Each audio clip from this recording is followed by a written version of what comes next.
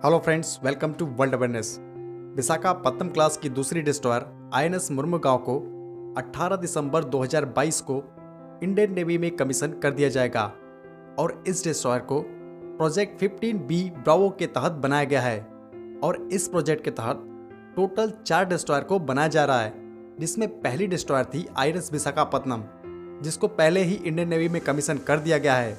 INS Mormugao दूसरी थी। तीसरी है आईएनएस इम्फाल, जिसे 2023 में इंडियन नेवी में कमीशन किया जाएगा। और चौथी डिस्ट्रॉयर को 2024 में कमीशन किया जाएगा, जिसका नाम है आईएनएस सूरत।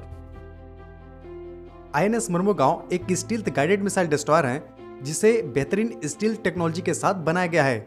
इस डिस्ट्रॉयर में 2 गैस टरबाइन इंजन का इस्तेमाल किया गया है, जिसे हम यूक्रेन से इंपोर्ट करते हैं। और उसके साथ साथ इसमें 4 रिवर्सिबल गैस टरबाइन इंजन का भी इस्तेमाल किया गया है। इस डिस्ट्रॉयर की जो मैक्सिमम स्पीड है वो 62 किलोमीटर पर आवर की है और इसकी रेंज 7500 किलोमीटर की है। वहीं पे इसके एंड्योरेंस की बात करें तो इसकी एंड्योरेंस 45 डेज की है। लेकिन अगर प्रॉपर फ्यूल सप्लाई की जाए तथा फ्यूल के साथ साथ इसके क्रू मेंबर्स के लिए फूड को भी सप्लाई किया जाए तो इसके एंड्योरेंस को बढ़ाया भी जा सकता है। वहीं पे अगर इस डिस्ट्रॉयर के क्रू मेंबर्स की बात करें तो इसमें टोटल 300 क्रू मेंबर्स काम करते हैं, जिसमें 50 ऑफिसर्स होते हैं तथा 250 सेलर्स होते हैं। अब हम इसके वेपन्स के बारे में बात करते हैं तो आईएनएस मुर्मुगांव में एयर डिफेंस सिस्टम के तौर पे बराक 8 मिसाइल सिस्टम को लगाया गया है, जो कि 32 की संख्या में है और इन्हें 4x8 के ट्यूब में लगाया गया है। वहीं पे अगर इसके हम ग्राउंड अटैक और एंटी शिप मिसाइल की बात करें तो एंटी शिप मिसाइल के तौर पे इसमें ब्रह्मोस मिसाइल को लगाया गया है, जो कि 16 की संख्या में है। और आईएनएस मुर्मुगांव में जिस ब्रह्मोस मिसाइल का इस्तेमाल किया गया है वो ब्रह्मोस मिसाइल की 800 किलोमीटर वाली वेरिएंट है। उसके साथ साथ इस डिस्ट्रॉयर में 4 533 mm के टॉर्पीडो ट्यूब्स का इस्तेमाल किया गया है और 2 एंटी सबमरीन रॉकेट सिस्टम भी लगे हुए हैं। अगर बात करें क्लोज इन वेपन सिस्टम की तो क्लोज इन वेपन सिस्टम के तौर पे इसमें 2 AK-630 गन को माउंट किया गया है। अब इसके मेन गन की बात करते हैं तो इसमें मेन गन के तौर पे एक 76 मिलीमीटर की super rapid fire naval gun का इस्तेमाल किया गया है।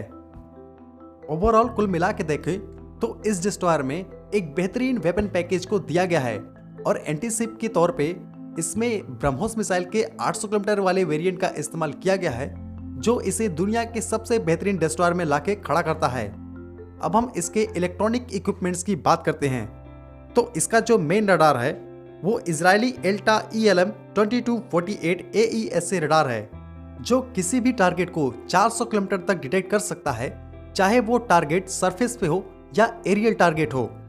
अगर हम बात करें इसके सोनार की तो इसमें भारत इलेक्ट्रॉनिक लिमिटेड के हमसा NG और नागिन सोनार लगे हुए हैं, जो काफी बेहतरीन सोनार माने जाते हैं।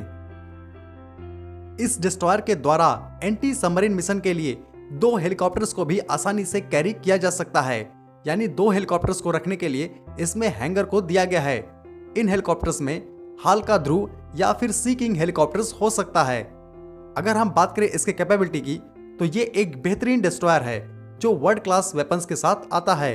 अगर हम बात करें पाकिस्तानी नेवी की तो पाकिस्तानी नेवी के पास एक भी डिस्ट्रॉयर नहीं है, क्योंकि डिस्ट्रॉयर साइज में काफी बड़े होते हैं, दाम में काफी महंगे होते हैं और इन्हें मेंटेन करना भी काफी कॉस्टली होता है। इसीलिए पाकिस्तान की बस की बात नहीं है कि वो डिस्ट्रॉयर को ऑपरेट करे।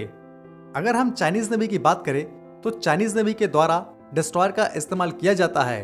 अगर भारतीय नेवी के डिस्ट्रॉयर से हम चाइनीज नेवी के डिस्ट्रॉयर की कंपैरिजन करें तो हमारी जो नेवी है यानी भारतीय नेवी, उसके डिस्ट्रॉयर में ब्रह्मोस और बराक 8 मिसाइल सिस्टम लगे हुए हैं, जो चाइनीज नेवी के डिस्ट्रॉयर को आउट परफॉर्म कर सकते हैं, क्योंकि ये जो वेपन्स हैं ये दुनिया के सबसे बेहतरीन वेपन्स माने जाते हैं। ओवरऑल कुल मिला के देखा जाए तो इस डिस्ट्रॉयर को इंडियन नेवी में शामिल होने से इंडियन नेवी की कैपेबिलिटी निस्संदेह बढ़ेगी और इंडियन नेवी का जो प्रेजेंस है इंडियन ओशियन में वो भी काफी ज्यादा बढ़ जाएगा। तो आज की वीडियो को हम यहीं खत्म करते हैं। जय हिंद।